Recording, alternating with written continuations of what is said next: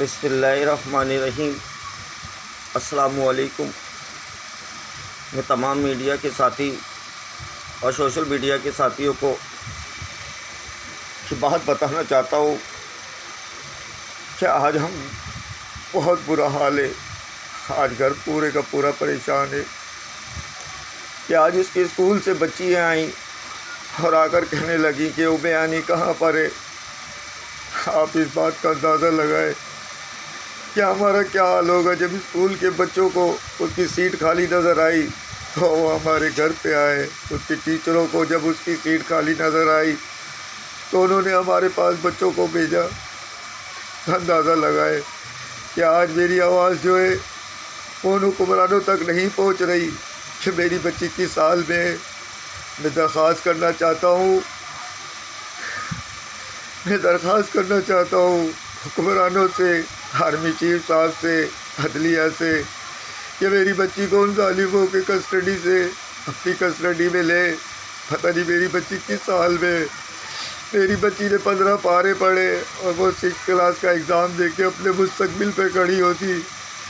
میری بچی کو پتہ نہیں کیا حال کیا ہوا ہے۔ آج اسکول کے لوگ اس کے لیے پریشان ہیں، اس کی جگہ کی کمی محسوس کر رہے ہیں۔ آپ اندازہ لگائیں کہ میں باپ ہوں، میرے کو کیسی کمی ہو رہی ہوگی۔ اس کی ماں بھی باہر ہے، اس کے چھوٹے بہن بھائی گمسم ہیں۔ وہ اس کی جگہ کو دیکھ کر بہت تکلیف میں آتے ہیں اور مجھ سے پوچھتے ہیں پپا آپ ہی کب آئے گی۔ میں آپ لوگوں سے کہ وہ ظالم لوگ میری بچی کو استعمال کر کے مجھے تھریٹ کرا رہے ہیں۔ آج اندازہ لگائیں کہ ان ظالموں کو ہماری بچیوں کو لے کر اغوا کرتے ہیں اور پھر ہم لوگوں کو جو ہے وہ ابھی لوگوں کو ہماری بچیوں کے ذریعے تھریٹ دلاتے ہیں۔ ایسے دلیر ظالم ہیں کہ ہماری بچیوں کو استعمال کرتے ہیں۔ آپ لوگوں سے میں بہت درخواست کرتا ہوں کہ میں بہت پریشان ہوں، میں بے روزگار ہوں اور عدالتوں کے چکر لگا رہا ہوں، لیکن میری کوئی مدد نہیں ہے۔ اللہ کے واسطے میری مدد کرے۔ بسم اللہ الرحمن الرحیم۔ السلام علیکم، welcome to my channel. Hope کہ آپ سب ٹھیک ہوں گے۔ بہت ساری دعا ہے آپ کے لیے اور آپ کی فیملی کے لیے کہ اللہ پاک آپ کو ہمیشہ خوش رکھے، آباد رکھے، صحت و سلامتی کے ساتھ رہے۔ میں ہوں ریحانہ رضا اور آپ دیکھ رہے ہیں میرا یوٹیوب چینل۔ آج آپ کے ساتھ میں نے ایک افسوسناک ویڈیو شیئر کی ہے جی۔ یہ میرے ساتھ شیئر کی ہانی کے فادر نے، آج صبح انہوں نے مجھے واٹس اپ کیا ہے اور اس کو دیکھنے کے بعد میں اتنی پریشان ہو گئی۔ مجھے ایسا لگتا ہے کہ جیسے ہم لوگ اپنی زندگیوں میں تو خوش ہیں، ہم ایک ویڈیو بنا لیتے ہیں، ایک لائیو سیشن کر لیتے ہیں، آپس میں ڈسکس کر لیتے ہیں، مگر ان فیملیز کے اوپر ہم کبھی بات نہیں کرتے۔ ہم ان کی زندگی کے اوپر سوچ بھی نہیں سکتے کہ وہ کس کرب سے گزر رہے ہیں۔ جس طرح سے ہم دیکھ رہے ہیں مہدی صاحب کی وائف اور مہدی کاظمی صاحب، ان کی چھوٹی چھوٹی بہنیں آ کے ویڈیو بناتی تھی، ہمارا دل پھٹ جاتا تھا۔ اسی طرح ہانی ایک 12 سال کی بچی ہے جو کہ سلائی سینٹر جا رہی تھی کپڑے سینے کے لیے۔ ان کے فادر ایک ٹھیلا لگاتے ہیں کراچی شہر میں، بچی رہتی تھی اور فیملی رہتی ہے ان کی حیدرآباد میں۔ یہ وہاں پر اپنے کچھ پیسے وغیرہ بھیجا کرتے تھے۔ بچی سلائی سینٹر جا رہی تھی جس دن کا واقعہ، اس دن بچی گھر واپس نہیں آئی۔ بڑا دکھی کر دینے والے معاملات ہیں۔ 12 سال کی بچی عدالت میں پیش ہوتی ہے، شوہر کو کہتی ہے، شوہر کے عدالت کے سامنے جج سے کہتی ہے کہ یہ میرے شوہر ہے، میں نے پسند کی شادی کر لی۔ اس باپ کو کیسے صبر آئے، اس باپ کو کیسے کرا رہا ہے، اس کی آنکھوں کے سامنے اس کے لختے جگر کو کوئی ہاتھ پکڑ کے لے گیا۔ کب تک؟ ابھی ہم دیکھ رہے ہیں کہ دعا زہرا اپنی اسی کراچی شہر میں موجود ہے مگر ماں باپ اس سے مل نہیں سکتے۔ لوگ مجھے کامنٹ کرتے، میسج کرتے کہ مہدی صاحب کیوں نہیں جا کے اپنی بیٹی سے ملتے؟ تو جی آپ کو جواب دیتی چلوں کہ ابھی قانون نے اجازت نہیں دی کہ بیٹی جا کے، باپ جو ہے وہ بیٹی سے جا کے مل سکے، ورنہ میرا خیال تھا کہ سب سے پہلے مہدی صاحب اور ان کی وائف اور ان کی فیملی ہوتی جو دعا زہرا کو جا کے سینے لگا لیتی۔ ہم اس کرب کا 1% بھی اندازہ نہیں کر سکتے جس کرب سے یہ فیملیز گزر رہی ہوتی ہیں۔ ہمارے بچے اسکول سے آنے میں اگر 5 منٹ بھی لیٹ ہو جاتے تو ہمارا دل پھٹ جاتا ہے۔ ہم 10 چکر جو ہے نا وہ دروازے کے لگاتے ہیں، آہٹ پہ ہماری دھڑکنیں لگی ہوتی ہیں کہ اب ہمارا بچہ گھر آئے گا۔ اور جو بچہ 3.5 مہینے سے لاپتہ ہو، جو بچی ہانی 2 مہینے سے لاپتہ ہو، شادی کی ہے، چلے شادی کی ہے، مان لیتے ہیں آپ لوگ شادی کی، کیسی شادی ہے جس میں اولاد ماں باپ سے نہیں مل سکتی ہے؟ جس دن سے کورٹ سے ہانی گئی ہے وہ دن اور آج کا دن ہے، اس کے فادر کو نہیں پتہ کہ وہ بچی کہاں ہے، کس حال میں۔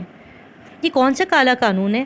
یہ میں پوچھنا چاہتی ہوں اپنی عدلیہ سے، اپنے قانون بنانے والوں سے، اپنے ان مردہ ضمیر حکمرانوں سے جو دیکھ رہے ہیں کہ اس کے ملک کے لوگ پریشان ہیں، سرگردہ ہیں، ان کی اولاد، ان کا دل کا ٹکڑا غائب ہے، مگر وہ ایک بیان تک نہیں دیتے۔ وہ ایک بیان دیتے ہیں کہ کاش میرا بیٹا وزیر اعظم بن جاتا. انہیں اپنے بیٹے کے وزیر اعظم بننے کی خواہش ہے, انہیں عوام کی فکر نہیں ہے. ان حکمرانوں کو عوام سے کوئی سروکار نہیں ہے کہ عوام کی اولادیں غائب ہو رہی ہیں, ان کے گھر سے بچے لاپتہ ہو رہے ہیں, ان کو کوئی فرق نہیں پڑتا. ان کو صرف اپنے بچوں کی پرواہ ہے, کیونکہ ان کے بچے تو باہر پڑھتے ہیں, ان کے بچے تو باہر رہتے ہیں. پاکستان میں تو کیڑے مکوڑے رہتے ہیں. پاکستان میں اگر غریب ہیں آپ تو آپ کے بچے کیڑے مکوڑوں سے بھی بدتر ہیں, کیونکہ وہ امیروں کے بچوں کے شاید نوکر بننے کے قابل ہیں, اس کے علاوہ وہ سر نہیں اٹھا سکتے. انتہائی افسوس کے ساتھ نہیں معلوم ہمارے حکمران, ہماری عدلیہ, ہمارے نظام کب ٹھیک ہوگا, کب انصاف کا حصول آسان ہوگا. دن بدن ہم دیکھ رہے ہیں کہ مہدی کاظمی صاحب کس طرح سے اسٹرگل کرتے رہے, کتنی جد و جہد کرتے رہے, کس طرح سے مسکراہٹ لی اپنے چہرے پر, طنز و طرح کی باتیں, ہر طرح کے ایک باتیں. عورتیں تو گھروں میں رہتی ہیں نا, مرد باہر مردوں سے مقابلہ کرتے, سامنے دیکھتے ہیں, ہم دیکھتے ہیں وہ آ رہے ہیں, ججوں کے پاس آتے ہیں, وکلا کے پاس آتے ہیں, عدالتوں میں گھنٹوں گھنٹوں بینچ پہ بیٹھے رہتے ہیں. شاید آج کی ہیئرنگ میں کوئی اچھی چیز سن کر جائیں, شاید آج میں اپنے بچوں کے لیے کوئی خوشخبری لے کر جاؤں. بالکل ویسی ام ہانی کے بھی ابا جو ہے نا, فادر جو ہیں, وہ بڑے پریشان ہیں. وہ بولتے ہیں ان کی ایک چھوٹی سی بچی ہے جو ہاتھ اٹھا اٹھا کے دعا کری تھی.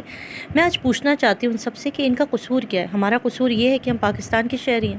ہمارا قصور یہ ہے کہ ہمارے پاس اتنے پیسے نہیں ہیں کہ ہم یہ ملک چھوڑ کے باہر چلے جائیں, اور اپنے باقی بہن بھائی جو ہمارے ملک سے باہر ہیں وہ آج ہمیں میسیج کر کے کہتے ہیں اللہ کا شکر ہے کہ ہم پاکستان میں نہیں رہتے, اللہ کا شکر ہے ہم جن ممالک میں رہتے ہیں یہاں پر ہمیں بڑی آزادی ہے, یہاں پر ہمارے لیے بڑی تحفظ ہے, ہمارے بچوں کو کوئی آنکھ اٹھا کے نہیں دیکھ سکتا, قانون ہمارے ساتھ ہے.